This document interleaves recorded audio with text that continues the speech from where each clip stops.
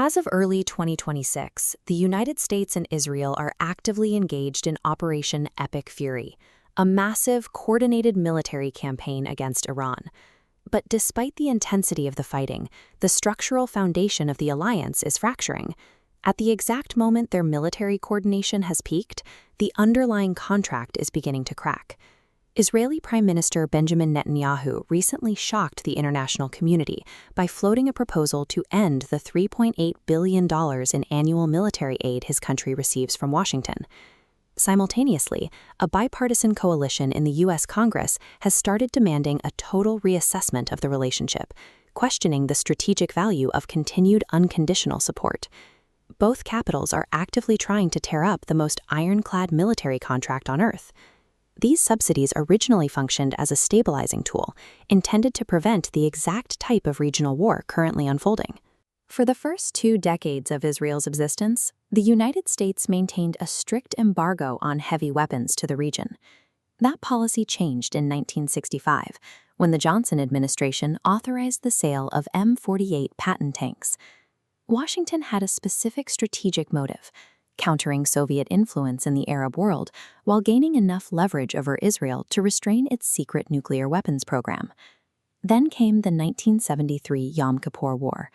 A devastating surprise attack deeply rattled the Israeli defense establishment, exposing severe vulnerabilities in their conventional forces and making them more dependent on American resupply.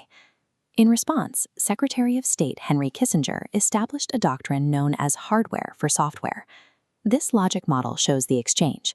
The U.S. provides military technology, the hardware, to make Israel feel secure enough to take diplomatic risks, the software. In the late 1970s, Israel returned the Sinai Peninsula for peace, a move underwritten by U.S. security guarantees.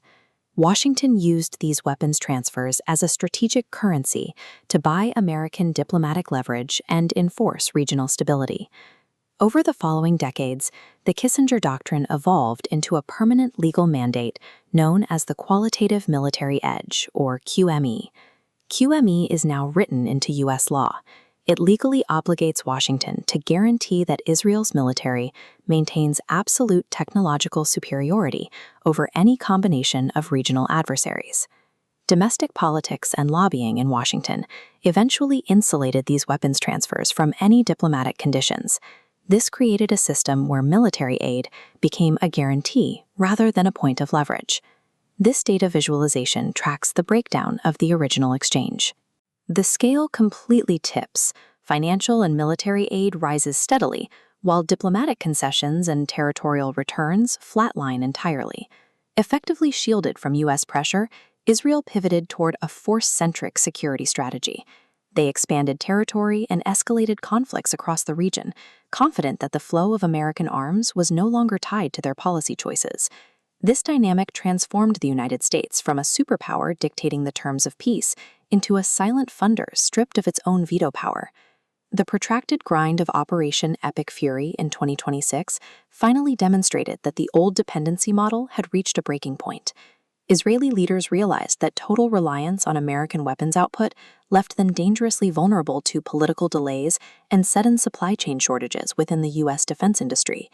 Simultaneously, QME requirements actively block the United States from selling advanced systems to key Gulf partners. Denied American hardware, these states dynamically reroute their trade, increasingly purchasing advanced military networks from Russia and China instead. The policy meant to secure the Middle East for Washington is now actively eroding American influence and inviting rival superpowers into the region. In response, a new framework is emerging, transitioning the alliance away from a patron-client dependency and toward a standard transactional partnership. This involves phasing out direct foreign military financing. Israel would now be treated like other wealthy American allies, purchasing its own military equipment rather than receiving U.S. subsidies.